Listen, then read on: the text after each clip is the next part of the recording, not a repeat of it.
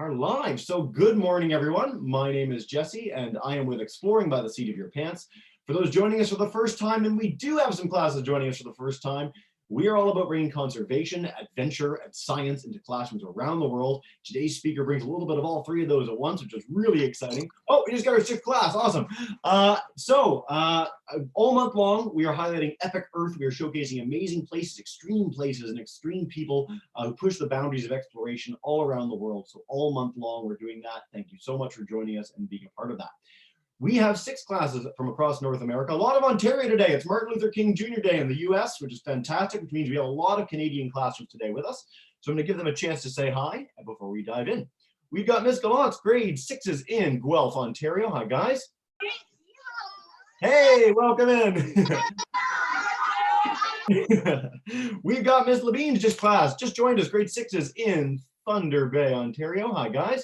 Hi. Hey, welcome in. Get into the class. Perfect. We've got Miss Przenko's grade 3-4s in Lindsay, Ontario. Hi, guys. In. There we are. Oh, still got some audio problems, but that's okay. They're there. They're excited. We've got Miss Peck's grade 6s in Crediton in Ontario. Hi, guys. Hi. A lot of grade 6s today. This is exciting. All right. And we've got Miss Hewitt's grade 6s in Burlington. Their mic's not working, but we're going to show them anyway. Let's bring them up. See Miss Hewitt's class. Hey, guys. Welcome in. And last but not least, our only U.S. class for today, joining us from Wrightstown in Wisconsin, Mrs. Wickie's grade 3 class. Hi, guys. Oh, we got all the mic difficulties today with classes, but as long as they can hear us, we are set. Of course, the reason you guys are all here today is for our speaker. So we are joined live in Toronto, Ontario, where I am as well, by George Kourounis. So he is an explorer in residence for the Royal Canadian Geographical Society, one of the most fantastic educational and scientific organizations in Canada. He has done probably 20, 30 sessions with us over the years. He's been involved since the very get-go. Always fantastic to explore these wild and wonderful places from around the world. Today, for Epic Earth, he is going to take us to Nika Crystal Caves in Mexico, one of the most unique habitats on Earth. We're going to explore a little bit about how that ecosystem has changed over time as well, and what it takes to survive in such a unique and fantastic environment. Without further ado, thank you so much for joining us, George, and take it away. Awesome. Thank you so much, Jesse. It's great to be here yet again, chatting with you in all these classrooms from across mostly Canada, and you guys from Wisconsin. Thanks for joining us. That is fantastic. So what I do is I specialize in documenting extreme places all over the world. So I chase tornadoes and I climb inside volcanoes, things like that. But today we're talking about a particular cave that I did an expedition to. And this is no ordinary cave. It is probably the most, in my opinion, the most beautiful place on planet Earth, which really fits into this whole Epic Earth theme this month, because it is as dangerous as it is beautiful. And I'm going to get into why in a second here, because me talking about this cave is one thing. You need to see it. So let me get the screen sharing up here. And we will rock this because it is really, really cool. There we go. All right. So yeah, so I'm an explorer, storm chaser, photographer, television host. And a number of years ago, we got permission, which is difficult to do, to go here. The Crystal Cave of Giants in Nika, Mexico. And this place looks like something from a science fiction movie. And yes, that is me inside the cave in that orange suit with the backpack on, looking kind of like an astronaut on another planet. And it really is kind of like going to another planet. This cave has the largest crystals that have ever been discovered anywhere on planet Earth. Some of them are 30 feet long, 10 meters long, and weigh up to 55 tons. So they are absolutely massive. They're like tree trunks. I was literally climbing over top of them in some places. So where is this cave? It's, as I mentioned, it's in Mexico, near the city of Chihuahua. If you look, there's that arrow pointing down just sort of north of Chihuahua. And yes, that's where the little dogs got their name from, is from this part of Mexico. So the cave was accidentally discovered in a silver mine. So there's this place in Mexico where they mine for silver, lead, and zinc. And as they've been drilling down and building these tunnels, they've found a number of these crystal caves, and they find them at different depths in the mine. And the deeper they go in the mine, the bigger the crystals they find. And so the Crystal Cave of Giants, the one I'm going to show you today, it's about 290 meters down. It's about 900 feet underground. So it's really deep. And it's in the side of a mountain. And the mountain itself, it was formed by the pressure of liquid rock, this magma pushing up from deep within the Earth's crust. And that makes the mine very hot and very humid, because all the groundwater, the water that's underground, if you dig a well and you get water from that well, imagine if that water has been heated by liquid rock underneath. So the conditions inside the cave are sometimes up to 55 Celsius, that's about 125 Fahrenheit, with almost 90% humidity. So you've got the heat of the Sahara Desert combined with the humidity of the Amazon jungle. And here's sort of like a cross section of the mine. And on the right side, if you look, it says mine entrance. That's where you go into the mine. And then it zigzags down deeper and deeper and deeper. And on the left-hand side, look at that dark black blob there that says cristales. That's where the cave is. And the mine actually extends much, much deeper underneath the cave. So it's this huge complex. It's been open for about 100 years. And the cave was accidentally discovered in the year 2000. So we've only known about it for 20 years. This is what the mine looks like from the outside, and that tunnel is where you go in. So how do you get to a cave of crystals that's 900 feet underground? Well, you drive to it. Seriously, you drive to it. So we got into a van. Here's a night vision shot of there's the front wheel of the van driving through this mine. So you get in the van and you drive down into the mine, deeper and deeper and deeper and deeper, zigzagging your way down. And it takes about 40 to 45 minutes of driving deep underground to get to where the cave is. And as you get deeper, it gets hotter and hotter and hotter until you reach this area here. And this is the preparation or staging area where we need to get ourselves equipped to go into this mine, or into the cave rather. So this is part of the silver mine. And it is unbelievably hot here. It's about 45 Celsius. So we're talking 95 Fahrenheit, something like that. And we have to get tested by a doctor every time we go into the cave and every time we come out. We have these special suits. That orange suit that I was wearing, there we go, is filled with ice to keep our body temperature cool, because you can overheat very quickly. And the respirator that I'm wearing is actually attached to a backpack that is filled with ice. So there's all these special freezers in this staging area. There's one of the freezers, and that's one of the backpacks. Those red canisters are filled with ice. And there's a fan that blows across those into the face mask that I'm wearing. So without any protection at all, you could go into the cave and you'd be able to survive in there for maybe about 20 minutes. Any longer than that, and it's fatal, you will die. You'll actually drown, because all the humidity in the air will cool and condense on the inside of your lungs. Imagine you've got a cold drink on a hot day outside in the summer. You know all the little drops of water that form on the outside of the glass? That's what would happen inside your lungs. So it's a deadly place. It's very dangerous. And even with all of this special cooling equipment that we're wearing, we could only go in for about 40 minutes at a time, maybe 45 minutes at a time. And then you have to come out into into this preparation area here, rest for an hour and a half, and then go back inside. So here we are, a couple of us preparing to go inside. We were making a television program called Angry Planet, trying to document this place. And we're suited up. It's unbelievably hot, and we're about to step into this beautiful cave. So there's a doorway that connects the mine to the cave, and this is the view of the doorway.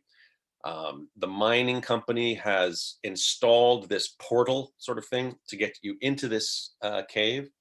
And it took us almost 2 years to get permission to go inside this cave for one day.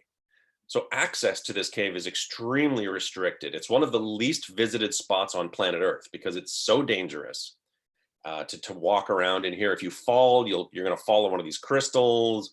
The crystals themselves, they don't want them to get damaged. It's just so beautiful. So on the inside, this is what it looks like. It looks like ice. So you expect it to be cold, but it's so unbelievably hot. The heat and humidity just hits you in the face and you immediately start sweating like crazy, even when you're wearing the suits. So your hands are dripping with sweat. And everywhere you look, there's these giant tree trunk white crystals, and they're absolutely just so beautiful. And the way the crystal cave formed is there was a pocket, an empty space in the mountain that was filled with groundwater. And that groundwater was very hot because it was heated by that liquid rock, that magma from deep below the earth. And there was a lot of minerals dissolved inside that water. And the conditions were just perfect. The water temperature was the right temperature with the right amount of minerals that these giant crystals were able to form. And it took, we're not sure exactly how long it took, but anywhere between 600,000 to 1,000,000 years to form these crystals. So a long, long, long time. They grew very, very slowly. And then as the miners went deeper and deeper to mine for silver in the mountain, they have giant pumps that would pump the water out. And when they pumped the water out and they broke through into this cave, they discovered the crystals. And as long as there's no water in the cave, the crystals are not growing. So they're sort of suspended right now. And they're made out of gypsum. So crystallized gypsum is called selenite. So these crystals, they're made of selenite, and it's the same material that you find in drywall in your house, except it was allowed to form these crystals in these perfect conditions with these hot water, with the hot water deep underground. So the geology here is very unique. And it's kind of like being inside a giant geode. And you may have seen these. So a geode is one of these. This one is amethyst, the purple amethyst crystals. And this one would be about I don't know, maybe the size of a football. But the crystal cave, it's about the size of a basketball court. So imagine a geode full of crystals that you can walk around in because it's so incredibly huge. Just this, I can't even find the words to describe how beautiful this place is. So here we are, we're making the television program showcasing this place. And that's me in the middle, standing with my foot up on top of one of the crystals. And we can see that this crystal at some point has fallen and broken in half, kind of like a giant piece of dry spaghetti that has broken. And that piece of crystal probably weighs about 45 or 50 tons. There's no way you could lift it. And that's evidence that there was at one point probably a strong earthquake that shook the cave. We don't know how many years ago. Could have been 50 years ago, could have been 50,000 years ago. We don't know. And causing that crystal to drop down. So the entire time that you're in there, you're thinking, wow, this is like Superman's fortress of solitude. And there have been some studies done inside the cave looking for bacterial life inside some of these crystals. And some have been found in there. So there's little bacteria that can actually survive inside the very hot, humid environment in these little pockets of water inside the crystals. So that was a really interesting discovery. It's amazing how life can be found in some of the most harsh, extreme places on planet Earth. And so we would go in, we had one day to visit this place, walk around inside, film it, photograph it, and then we would go and rest, drink a whole bunch of Mexican tap water, and then go back inside. And after 40 minutes of being inside, you've got no strength left. Basically, what you want to do is use about maybe 30% of your strength going in, save 30% of your strength for coming out, and have another 30% of your strength in reserve in case something goes wrong. If something happens, if you twist your ankle or fall and break your leg in a place like this, no one is really going to be able to rescue you. We did have an ambulance standing by 900 feet above us at the surface, but if something happens, it's still going to take that ambulance 45 minutes to come down, drive down and get you. So it's you have to be very, very, very cautious in a place like this. And of course, the cave is very dark. We had lights in there to light up all the crystals so you could see them properly. And they're absolutely stunning. Whoop. So I've got a little video clip here I'm going to show you guys to show you what it's like. It's about a 2-minute video, show you what it's like to walk around inside this cave. Here we go. One slip on this terrain could spell disaster. Watch your footing. Carrying an injured team member out of the far reaches of this place would be an almost impossible task. So we tread carefully over the 500,000-year-old crystal formations. What makes this discovery one-of-a-kind geological wonder even more fascinating is that until the year 2000, this entire chamber was completely underwater.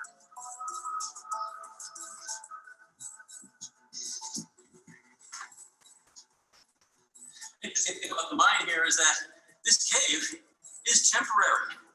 Once the mine is no longer viable, they're going to turn off the pumps, and this whole cavern will flood yet again, just like it was 500,000 years ago, totally lost to human eyes.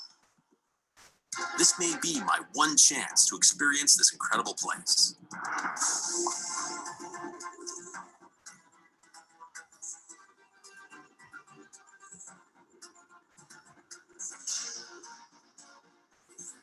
So right now I'm sitting up on one of the larger crystals, and this is my view.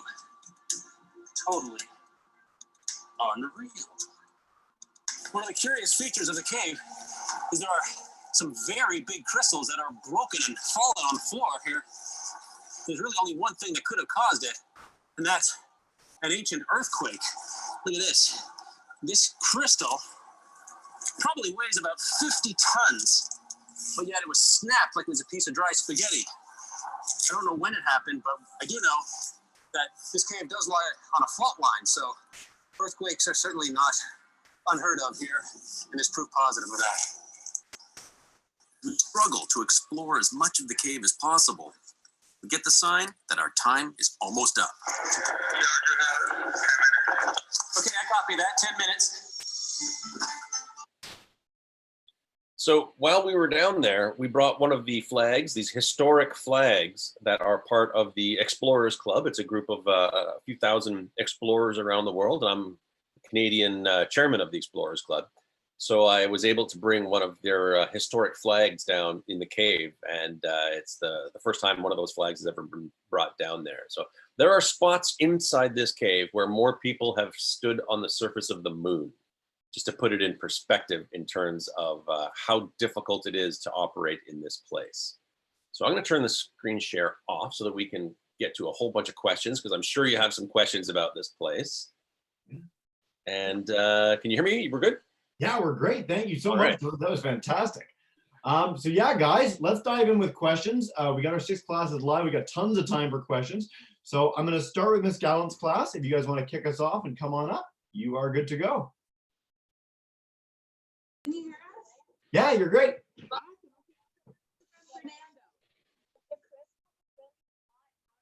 Oh, so come really close to the camera. Your computer, it's like when we heard the teacher, but yeah.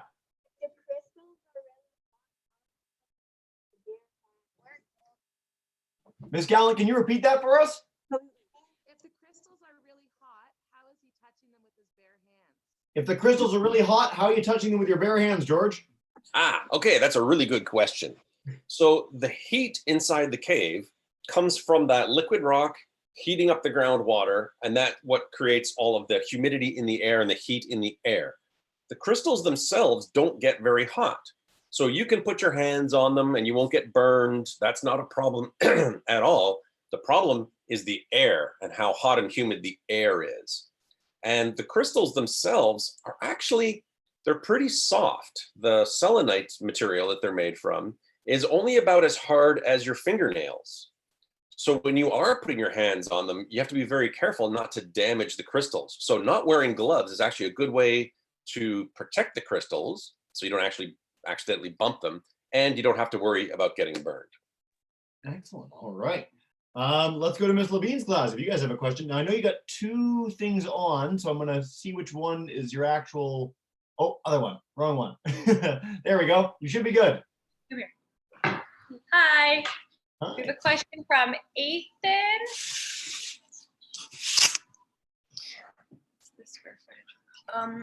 What is the square footage of the cave? Oh, wow, that's a really good question. I'm not sure. It's hard. Figuring out the square footage of a square is easy, but an unusual shaped thing like a cave full of crystals is very difficult. But I do know it's a little bit bigger than a basketball court, so it's not that big as far as caves go. There are caves in this world that go on for miles and miles and miles and miles. So it's pretty small by cave standards, but by geode standards, it's the largest one in the world. So we would go in, and because it's so hot and humid, it's difficult to move. And the terrain is very difficult. You're climbing over top of these crystals. So just to get from one side of the cave to the other and back takes up your entire time that you have in the cave. By the time you leave, all the ice in your cooling suit has melted. All the ice in your respirator backpack has melted, so you're not breathing that cool air anymore. And every cell in your body is saying, get out, leave this place, except your eyes. Your eyes are saying, stay here because it's so beautiful. Awesome. All right. Ms. Brzezinko's class, if you guys have one, come on up. Nice and loud, okay, Sophie? Nice and loud. What are Did the you hear that? just a little bit. What are the properties of something? Selenite. Selenite. Selenite. So selenite is not precious. It's not like a diamond or a ruby or an emerald. So even though it is a crystal, similar to what they are, selenite is actually pretty common. It's just gypsum that has formed in these particular conditions. Now, because these crystals are so big, I suppose they could have value, but getting them out of there would be difficult. Plus, we had a very strict policy.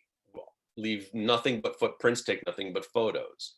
So even though I really, really, really wanted to take a piece of crystal home with me, I didn't. I left every piece behind. And the selenite itself, it's this sort of cloudy white crystal with these occasional dark streaks of dirt in them. And like I said before, it's a very soft crystal, so they damage really easily. All the crystals at the front of the cave where people go in at the very beginning, they all were sort of eroded and worn down. So all the sharp edges were gone. But the deeper you go into the cave, the sharper the crystals were because they weren't touched as often. Yeah, how cool is that?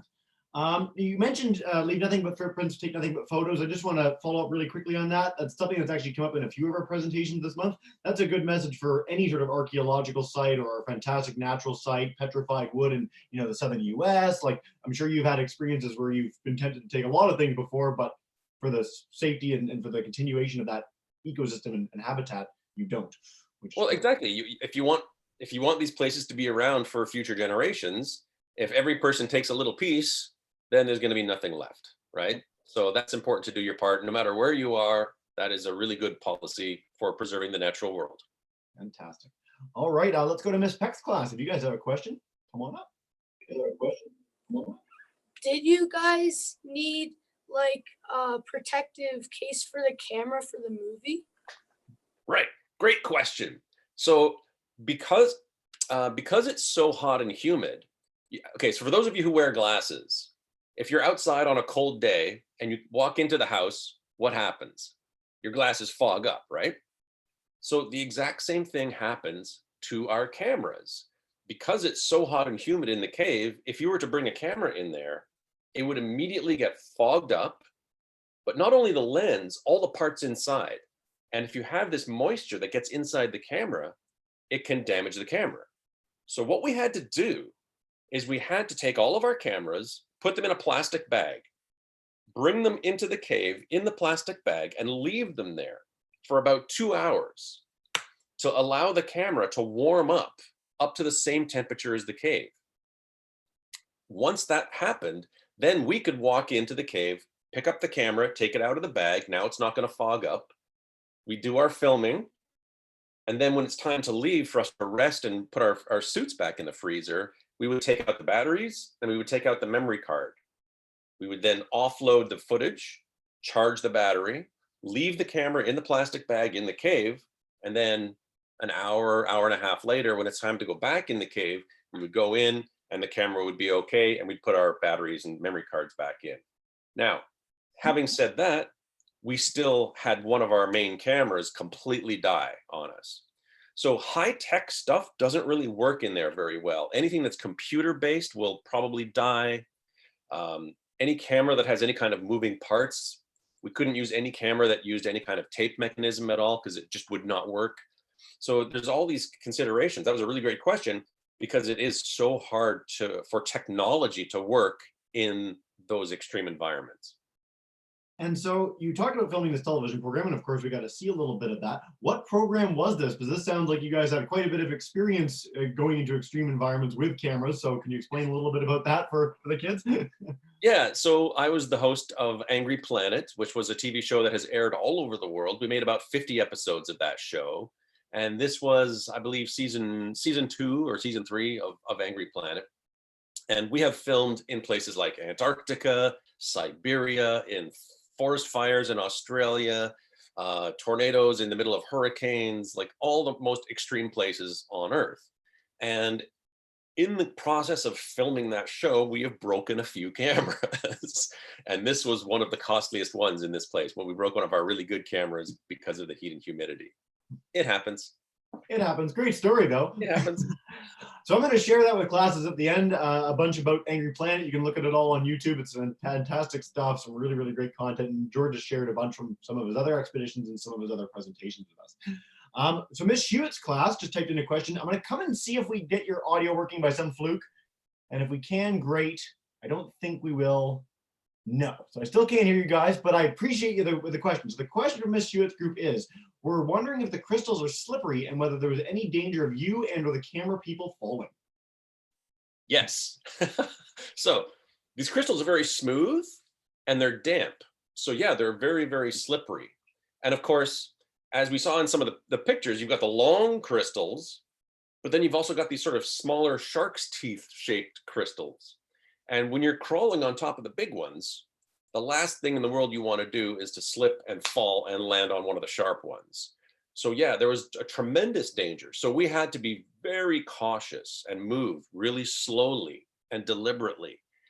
We had an ambulance at the surface waiting for us, but we also had a paramedic in that sort of waiting area just outside the cave. And he was there all day, and he would take our pulse, he would take our blood oxygen level to make sure that we were getting enough oxygen every time we went into the cave, and he'd measure it again every time we came out of the cave. So we had to basically go through a small physical several times throughout the day to make sure that we were physically capable of going into the cave and coming out again. Because it's so hot and humid, not only is it difficult to move, but it messes with your mind, right? You get delirious, and it's easy to get dehydrated as well. So you sweat like crazy, but it's so humid that it doesn't evaporate. That's how our body helps to cool us off, is our body sweats, and then as that sweat evaporates, it causes a cooling effect. But that doesn't happen in the cave. Also, our body temperature is about 37 degrees Celsius. Well, the cave is about 55 Celsius. So you can't even radiate the heat out of your body. So that's how dangerous it is. And when you combine all of those factors, plus the sharp crystals, plus how slippery they are, it's extremely dangerous. So that's one of the reasons why it's so hard to get permission to go there. Very cool. All right, Ms. Vicky's class, let's head to the US. If you guys have one, come on up, and then we'll do a whole other round. We're ripping through this, guys. This is great. They grow underwater. Can you hear us from here? Yeah, we're perfect. Okay, go ahead. How do they grow underneath the water? Yeah. How do they grow under the water? Okay, well, crystals, the way that most crystals form is you have water or some other liquid, usually water, and you have dissolved minerals inside that water. It could be salt, for example. It could even be sugar. So those dissolved minerals will attach themselves to the side of the glass or the cave or whatever it is, and they will grow. And you can actually do a bunch of experiments at home where you can grow your own miniature little crystals from different things. You can grow them from salt or whatever, right? It just so happens that the conditions inside this cave were 100% perfect for hundreds of thousands of years. Just the right temperature, just the right amount of gypsum to cause these crystals to grow to these enormous lengths. And here's the thing. This cave was discovered by accident when they burrowed into this void, this chamber in the silver mine. There could be dozens or even hundreds of more of these caves out there in the Mexican desert that we've never seen, that we don't even know exist. We'd have to dig a whole bunch of holes in the ground to try and find them. Who knows what's down there? I think that's really cool. It's one of the most unexplored type of habitats in the entire world. It's like the deep ocean where we barely even scratch the surface, literally in this case. Exactly. But with the deep ocean, at least you know it's there. Yeah. With a cave like this, we could have a city built on top of one of these things that could be 10 times bigger. We have no idea because they're so deep underground. How neat. All right, before we do a whole second round of questions, Miss Gallant's class, I'm going to come to you guys in a second, but they wanted to ask about the guitars. You brought this on yourself, George. This is where you chose to do it. Explain the guitars. Well, I've been a musician since I was 14. I play the bass guitar, so I've got my whole collection of them here. I still play music. It's something I do. I explore and photograph and video and all these scientific expeditions, but then I'm also a musician as well. You can do multiple things. Awesome. Thank you so much for that. We actually had a guitar inside a volcano once. We brought it down deep inside a volcano, and when we were done with it, we threw it into the lava, never to be seen again. The most epic end to a rock concert of all time. All right, Miss Gallant's class. Yeah, if you guys have a question though, come on up. We actually have to have a recess right now starting, and I have kids going all over. Yeah. Thank you. And Tyrus wanted to ask one question. Yeah, come on. Wow, first. So, if you took a little shard with the crystals, how much would it sell for? How much would it sell for if you had a little bit of crystal?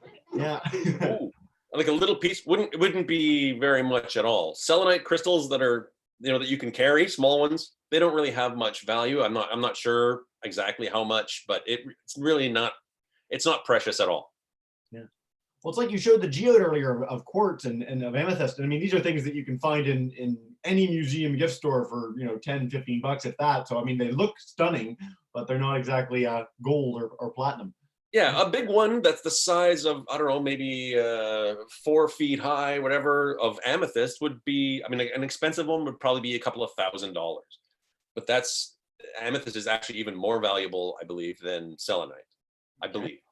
Yeah, we'll quote you on that later. The test comes after. All right, Miss Levine's class, come on back up, guys. Go for it. Oh, sorry, 2 things again. There we go. Perfect, you're good. What would happen to the crystals if it suddenly became very cold in the cave? If it suddenly became very cold, here's the thing. I don't think it would have any effect on the crystals, but the one thing that would have an effect on the crystals would be if it were to become flooded again. So when the crystals are sitting in air, they stop growing.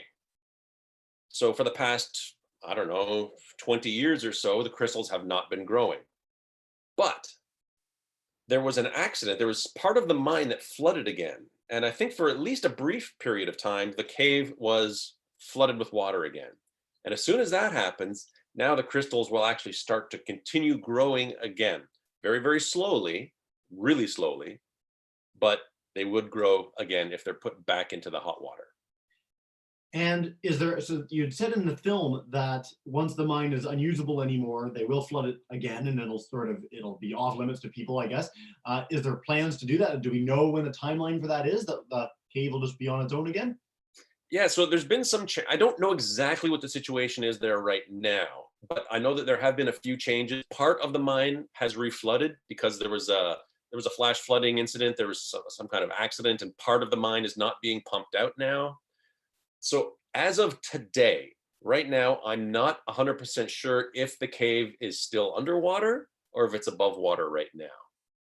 But at some point, the cave, or the mine rather, you can only mine an area for so long until you run out of silver And once the silver is mined out, then you're not making any more money. So the company can't stay open. They've been open for 100 years. So who knows, they may stay open for another 100 years or who knows how long. But at some point, it's inevitable. It will no longer become profitable. They're going to turn off the pumps and then the whole thing will flood again. We just don't know when that's going to happen. So explore it while you can. Yeah, if you can. If you can. All right, Ms. Brzenko's class. If you guys have another one, go for it. We're great questions tonight, by the way. Hunter. Okay, 1 second. Take your time. Dakota, could you hear that? No, could you repeat it for us?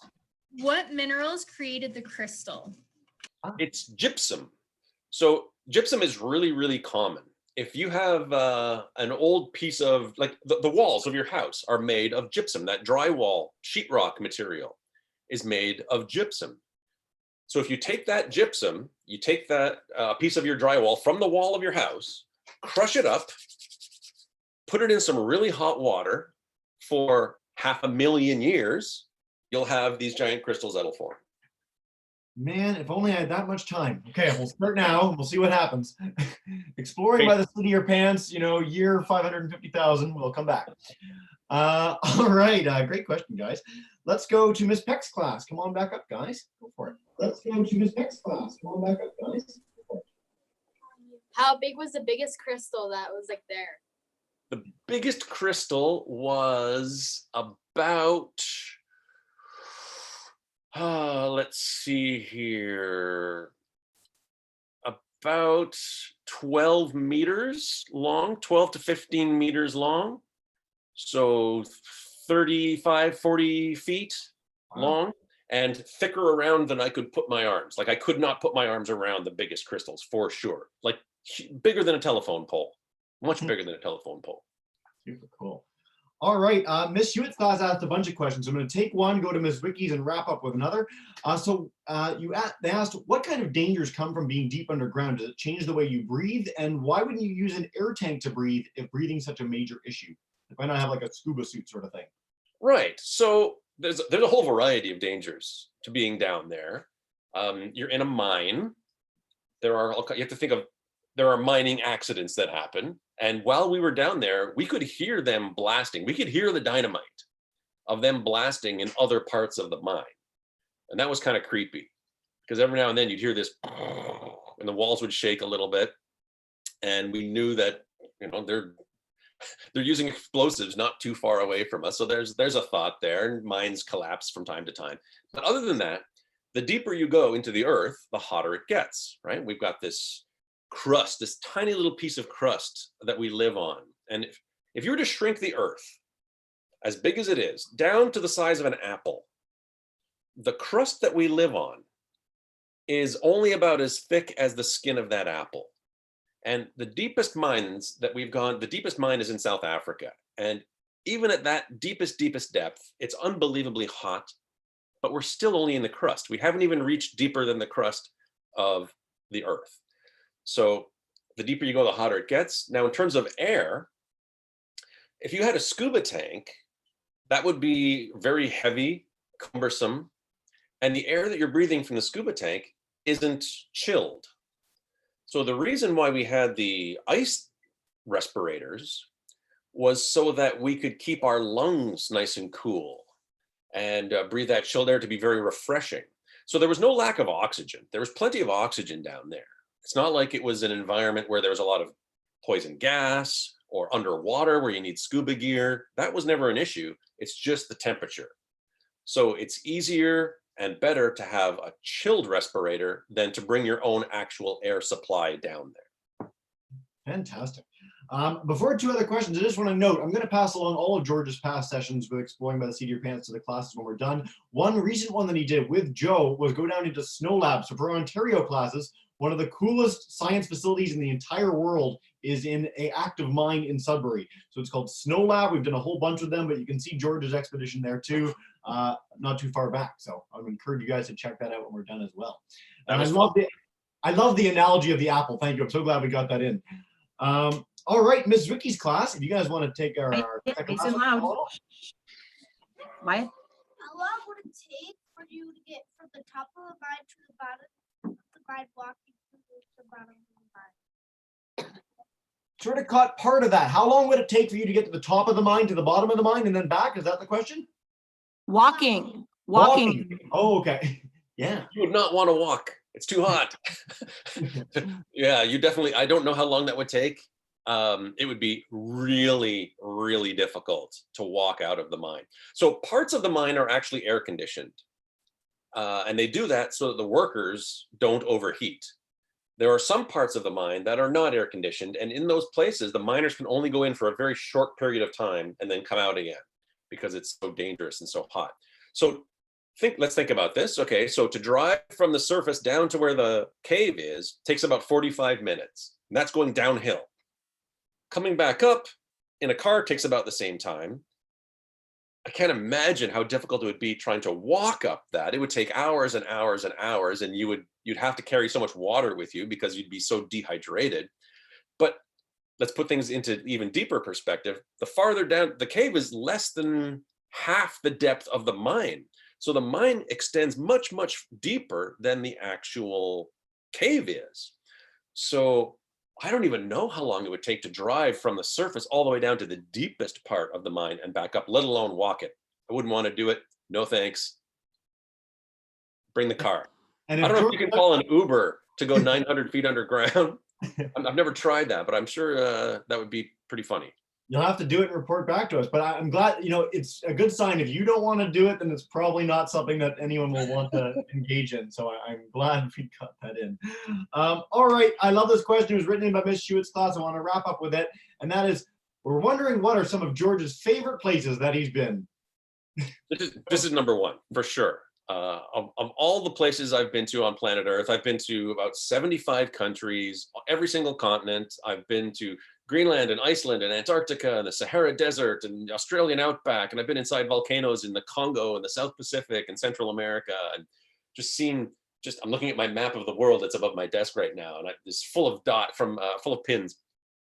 But of all of these places, I think my favorite was the Crystal Cave because it's so beautiful and it was so harsh. And because you had to prepare so much to go in just for a few minutes, it really felt like being an astronaut setting foot on another planet. And that's a feeling that most people will never get to experience. And because we were able to bring cameras in there, we're able to share this otherworldly experience about this place on planet Earth, this extreme spot that is so unbelievably beautiful and at the same time so dangerous that I really want people to appreciate the beauty that is still yet to be discovered here on planet Earth. And this has got to be my favorite spot. What a cool way to end. I'm not even going to follow up with any more questions. That was fantastic. Thank you so much, George. You know the drill. So what we're going to do now is for every class watching, I'm going to demute all your microphones in a second. And so boys and girls, if you guys could get ready to join me in saying a huge thank you to George for joining us today. You are all now demuted. Almost. There we go. Thank you so much, guys. Almost. There we go. Thank you so much, guys.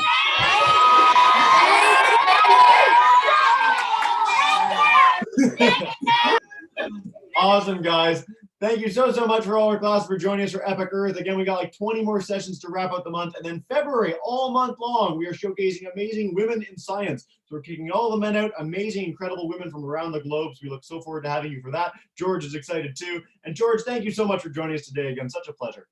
My pleasure. Thanks, Jesse. All right.